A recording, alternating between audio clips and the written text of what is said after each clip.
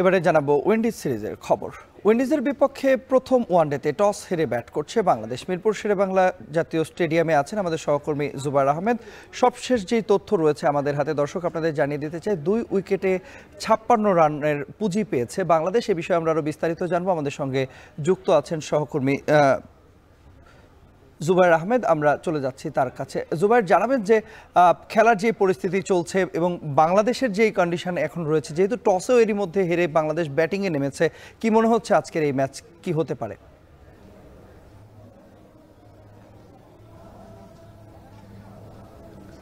ধন্যবাদ তন্ময়।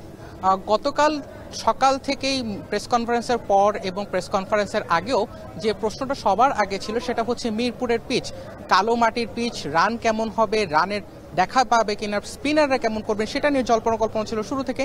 এবং পরবর্তীতে ম্যাচ শুরুর পরপরে দেখা গেল যে হ্যাঁ, সত্যিকার অর্থে যেটা শঙ্কা ছিল, কিছুটা বোলিং ফ্রেন্ডলি উইকেট। আমরা সাইফ হাসানের উইকেট দেখেছিলাম, পেসে আনইভেন বাউন্সের কারণে তিনি এলবিডব্লিউতে পরিণত হয়েছেন। সৌম্য সরকারের ব্যাটে বলে ঠিকঠাক কানেক্ট হয়নি। কিছুটা বোলিং সহায়ক উইকেট। বাংলাদেশে বর্তমানে ক্রিজে আছেন তাওহিদ হৃদয় এবং নাজমুল হোসেন শান্ত, তাদেরকেও স্ট্রাগল করতে হচ্ছে মাঠে। সুতরাং বলাই যায় একটু বোলিং ফ্রেন্ডলি উইকেট।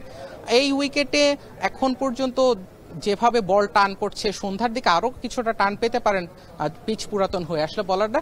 সেক্ষেত্রে এখন পর্যন্ত ধারণা করা হচ্ছে বাংলাদেশ খুব বেশি খারাপ খেলছে না, তবে স্কোরটা হয়তো বা 200 বা 220-এর কাছাকাছি থেকে যাবে। আর এক্ষেত্রে যদি বলতে চাই, মিরপুরে পিচ বরাবরই স্পিন সহায়ক, সেক্ষেত্রে আজকের ম্যাচেও ঠিক এমনটাই দেখা যেতে পারে। স্পিনের বিপক্ষে অলরেডি এখন থেকেই ব্যাটসম্যানদেরকে কিছুটা স্ট্রাগল করতে হচ্ছে। সুতরাং সব মিলে বলা চলে খুব হাই স্কোরিং ম্যাচ হবে না, লো স্কোরিং একটি ম্যাচ। তারপরও বাংলাদেশ যদি নিজেদের দিনে বাংলাদেশের বলাররা যদি নিজেদের কার্যকারিতা প্রমাণ করতে পারেন, সেক্ষেত্রে খুব ভালো একটা ফলাফল পাওয়া যেতে পারে বাংলাদেশের জন্য। আর দর্শক উপস্থিতি নিয়েও বেশ কথা হচ্ছিল, কিন্তু সময় গণনার সঙ্গে সঙ্গে দর্শকের বিবশ আসছে, ভালো একটা ম্যাচ বাংলাদেশ আশা করতেই পারে। এই ছিল মিরপুর শেরেবাংলা স্টেডিয়াম থেকে আমার কাছে থাকা সবশেষ তথ্য। উইন্ডিজ বাংলাদেশ ম্যাচের সবশেষ খবরাখবর জানাতে আমাদের সঙ্গে মিরপুর শেরেবাংলা ক্রিকেট স্টেডিয়াম থেকে যুক্ত হয়েছিলেন সহকর্মী জুবায়ের আহমেদ।